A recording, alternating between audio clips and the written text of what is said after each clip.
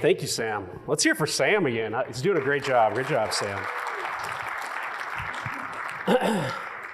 Well, thank you, everyone. I started coming to these. I don't even remember the year that I started coming, but they were a lot smaller than this. And I think you'd be hard pressed to find an industry data nerd conference as fun as this one. So kudos to you and the team for putting something like this together. But before I jump in my slides, I also want to talk to you a little bit about a lesson I've learned over time coming to these that I think would be beneficial to you as well. And I love this type of conference where meals are served and it's included, not because I'm hungry all the time, but the reason I like it is that's where a lot of progress happens, believe it or not. If you read a book, there's a book out there called Where Good Ideas Come From. It's one of my favorite books, and I've probably talked to some of you about it in the past. And I'll give you just the high level. You don't even need to read it now. I'll give you the main points of it. Is these guys followed these scientists around to try to figure out these aha moments, right? When they were staring in a microscope, and they never came up with it. They never had a moment where a scientist was staring at a microscope and was like, boom, had the idea fully fledged, ready to go to market. What they didn't realize would happen is that the idea would happen when two scientists sat down and had lunch with each other and realized that you don't have a full-fledged idea, you only have a half of an idea. And when you share that half of an idea with someone else that has a half of an idea, it becomes a fully formed idea. So my advice to you when you come to this conference is to not sit with your friends, but to meet somebody new and tell them your half of an idea. And likely, they have the other half of the idea. What you're seeing today, and what I'm gonna show you today, and what you're gonna see throughout this whole conference, is people who had half of ideas, and they came together and they shared them with other people. And that's important. And a lot of the progress you're seeing today was maybe 10 conferences ago, 5 conferences ago, where we sat around and we had some good ideas and we shared those ideas. So I encourage you to share your ideas. Sit at lunch with someone you've never met before and have a good conversation. What is RESO Analytics? Well, Sam kind of showed this before. We have this process of dreaming and then building, implementing and validating, a lot of dreaming. There's so many good ideas in this room. You guys have, if you talk to the R&D committee, they're constantly processing new ideas. We then have people who are great at building these ideas in the room. Super smart people who implement this technology, not only build the standards, but then go in to implement them.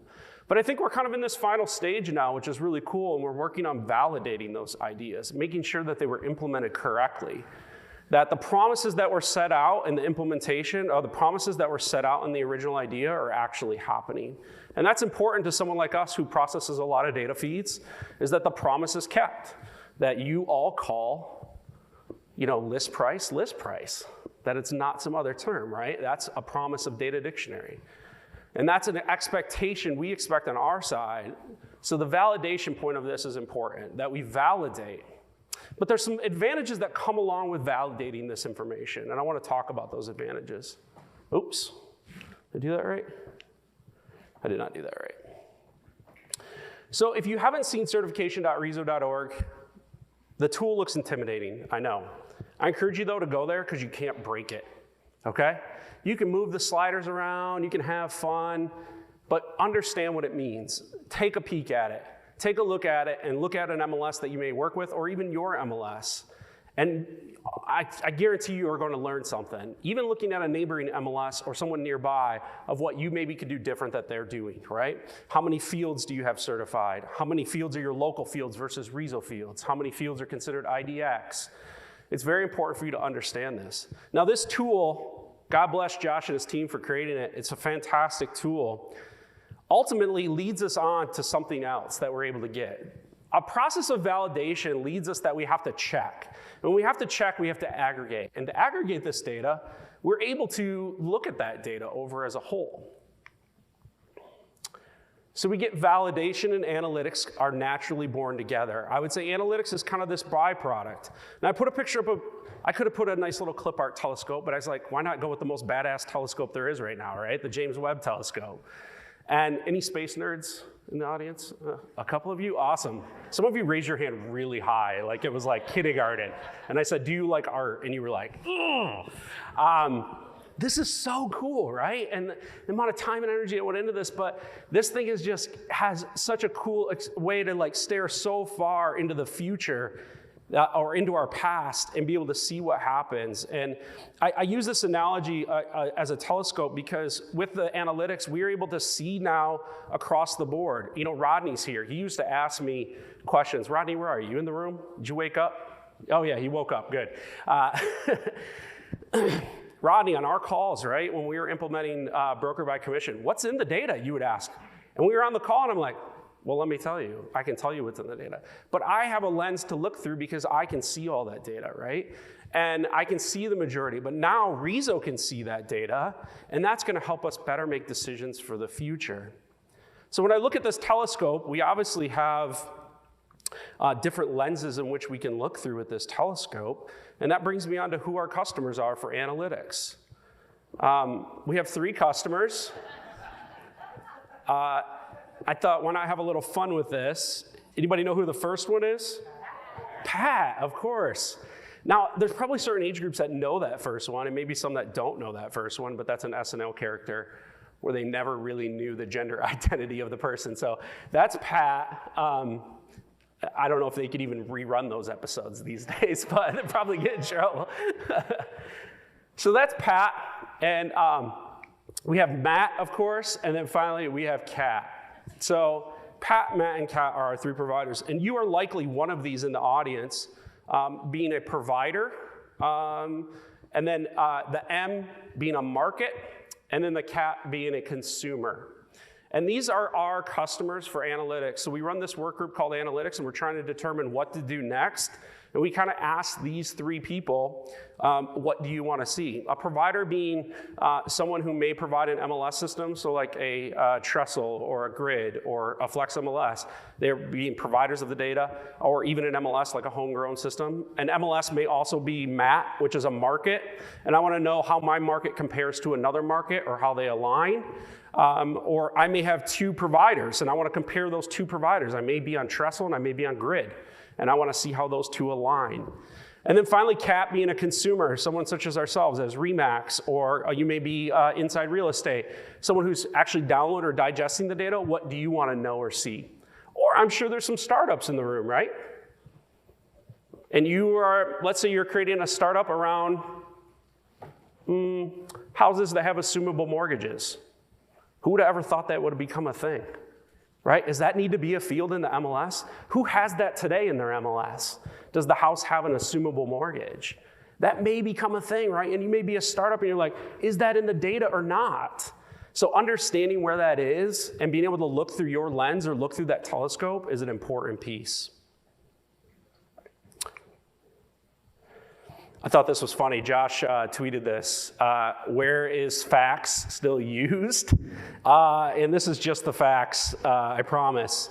So Office fax is still populated in 92% of the MLSs out there today. This is the kind of stuff we can now stare at. Now this is fun, jokey stuff we can stare at, or not a joke, I don't know. However you look at this, it could be a sad thing that we still are relying on this, but I think it's just kind of, maybe it's some things need to be purged, right? It isn't necessarily growth, it could be pruning, right, that we need to do in the MLS system. Maybe this isn't used anymore. Or it could be stuff on the edge, things like water rights. Is it important in your market to know water rights? I know it is in California right now. It's a hot topic, right? It's a hot topic in Arizona. Anybody attached to the Colorado River likely has some issue with water rights right now. Michigan, we don't have any, it's like all free. We have so much of it. It's like, come live in Michigan where I live. These are topics that I would say are on the edge. Look at what happened during the pandemic, or even with lawsuits, right? Things like buyer agency compensation. We had to quickly move on those things. But virtual tours or virtual showings, that wasn't really a thing. We had to move quickly on those things. When we have to move quickly on stuff, that's where we were slow before. We don't need to be slow anymore. We now have the data to be able to quickly make decisions and bring back to the data dictionary work groups to say, here's what this data looks like. Here's what the data is telling us. So, Sam talked about this a little bit. There's some interesting stuff that we've added, and I think you're gonna like it. Starting out with the industry aggregate services, looking at things like adoption rates. How often is the field used? Trending year over year or version over version. Compatibility reports. Direction for data dictionary work groups. So that's our main goal here, but let me show you the first implementation of this. I think Sam joked about it, about the data dictionary wiki. Like, we use that, Sam. Like, it's no joke, buddy. That thing is serious. We use it. It's great. But we've added some new features, and if you notice, it's hard to see on the page. This is an eye chart on purpose. I will zoom in for you here in a minute. It's down there in the lower left now, and I'll zoom in for you. It really gives us these usage status. So Sam showed you before, everyone who's used the certification tool is now, their usage is calculated in here. And what you'll see is 93% of systems. So systems were all the vendors that he showed up there that actually have a web API. 14 out of 15 of those have the standard status field. Thank goodness. Who is the 15th that does not have a standard status field? I'd like to meet you. That's the most basic. And what's key about these is they're unique. So it says 96% of organizations, 372 out of 389, have the standard status field, and it is populated, which is amazing. So if you're a startup in here, this is the ability to go to the wiki today. It's not password protected. You can, I think that's right? It's not password protected, yep. It's not password protected, and if you are creating an amazing app around owning the best, most amazing pool, you can look up and see how many MLSs have pool today or have some kind of stats around pool. And these numbers are unique. That's what I want to be careful of. Many organizations have multiple providers of a web API. The 372 out of 389 is looking at the organizations as a whole. So statewide MLS has 2 web APIs, right? You would only be counted once in here, right, if you had access to it. So I encourage you to go. Another cool thing, I'm a nerd, so I can say this is cool. It goes down to the values. So standard status is a lookup, right? It has enumerations like active, closed, and 50,000 pendings in between there. Sam, I can't remember the number. Was it like 400 and some? 470. There are 470 results that we've looked at of different versions of status in the MLS of unique values, all right? So I joke that it's all active, all closed, and then the rest is us arguing over what pending is. 50 shades of pending, that's what I call it. There's no other data conference that's making those jokes, I guarantee it. So we even go down to the status. So if you click on the enumerations, if you've ever used the site, if you haven't, it's an amazing site, click on active, right? You see these same rates filled out. How many services are providing active as a value? How many MLSs or organizations are providing active as a value? Finally, I added another arrow here. What's on deck, right? What's the purpose here? Data Dictionary 2.0 is going to become a big thing. I don't think Data Dictionary 2.0 happens without having the analytics, right? And we brought this up yesterday in our meetings, and I think there was some great conversation from Matt around what to attack first. Without knowing what to attack first or what is the most popular, makes it very difficult for us to have this conversation. So we need to dream, we need to build, and we're doing those, and you guys are implementing, which is great, and now we're validating. Now that we're validating, the final stage is to throw it back into the dreaming stage, right? Look at enumerations. Can we get past just calling things list price and standard status, but also validate what these lookups are and what the enumerations are, that we all call active, active, that we all call pending, pending. I know that's a hot topic, so I won't get into that too far. Also looking at variations. Josh and team, we can look at all of the results. I just said this before, there's 400 and some different versions of status we're receiving today. We just looked at one yesterday that was exterior type, brick, right? Simple as contains the word brick. I can't even remember how many versions of brick we had. We had brick/aluminum. We had space brick. I'm not sure how that space got in there. Someone's copying and pasting. So you have all these different versions, right? Can we somehow standardize those? Now, if you're in the room and you manage one of these web APIs or these systems for an MLS, you're like, Oh God, that's gonna be hard. It is going to be hard. It is gonna be hard, but the goal here is to bring more, I believe the goal, and this is my personal opinion, is we want more players in this space. We want more startups. We want more people to come in and make it easy for them to get access. And we want it easier on our teams. You want it easy on your teams. And I think still giving local variations there is important, but also getting it right and making sure there isn't a space in front of brick is an important piece. Mapping service and trends. So mapping enumerations where this value actually equals this value. So looking for, yesterday Sam said it in the meeting, 11 string matching, string matching, which I think is cool. You know, things like spell check and whatnot that are happening there. And some obviously trends as well. Are things getting better? You can help us in this conversation. What do you want to see? Are you a Matt? Are you a Pat? Are you a Cat?